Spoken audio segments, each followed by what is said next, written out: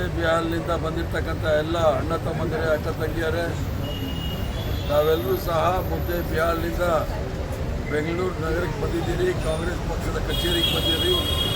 ತಮ್ಮೆಲ್ಲರಿಗೂ ಸಹ ವೈಯಕ್ತಿಕವಾಗಿ ಕಾಂಗ್ರೆಸ್ ಪಕ್ಷದ ಪರವಾಗಿ ಸ್ವಾಗತವನ್ನು ಬಯಸ್ತೇನೆ. ತಾವೆಲ್ಲರೂ ಬಂದು ಭಾಳ ಒಳ್ಳೆಯದಾಗಿ. ಅಪ್ಪಾಜಿ ನಾಡಗೌಡರು ನಿಮಗೆ ಎಷ್ಟು ಪರಿಚಯ ಅನ್ನೋ ನನಗೆ ಗೊತ್ತಿಲ್ಲ. ನನಗೆ ಯುವ ಕಾಂಗ್ರೆಸ್ಸಿಂದ ಅವ್ರು ನಮ್ಮ ಜೊತೆ ಇದ್ದವರು 30-35 ವರ್ಷದಿಂದ ಪರಿಚಯ.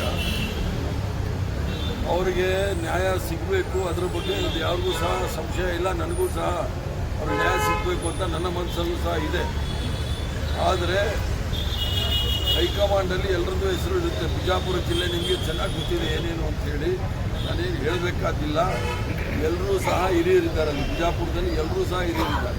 ಯಾರಾದರೂ ಕಿರಿಯರಿದ್ದಾರೆ ಅಂತ ಹೇಳಿದ್ರೆ ನಾನೊಬ್ಬನೇ ಇರೋದಿಲ್ಲ. ಆದ್ದರಿಂದ ಏನು ತಾವೆಲ್ಲ ಇಷ್ಟು ಸಂಖ್ಯೆಯಲ್ಲಿ ಬಂದು ಅವರಿಗೆ ಮಂತ್ರಿಮಂಡಲದಲ್ಲಿ ಅವಕಾಶ ಕೊಡಬೇಕು ಅಂತ ಹೇಳಿದ್ದೀರಿ. ಇದನ್ನು ನಾನು ಮಲ್ಲಿಕಾರ್ಜುನ್ ಖರ್ಗೆ ಸಾಹೇಬರಿಗೆ ಮತ್ತು ನಮ್ಮ ರಾಹುಲ್ ಗಾಂಧಿ ಅವರಿಗೆ ತಿಳಿಸ್ತೀನಿ. ಈ ಥರ ತಾವು ಹೇಳಿದ್ದನ್ನೆಲ್ಲ ನಾನು ಅವ್ರಿಗೆ ಹೇಳ್ತೀನಿ. ಮತ್ತು ತೀರ್ಮಾನ ಹೈಕಮಾಂಡ್ ತೆಗೆದುಕೊಳ್ಳುತ್ತೆ. ನನ್ನ ಪರವಾಗಿ ಯಾವುದೇ ನಿಮಗೇನು ಸಂಶಯ ಬೇಕಾಗಿಲ್ಲ.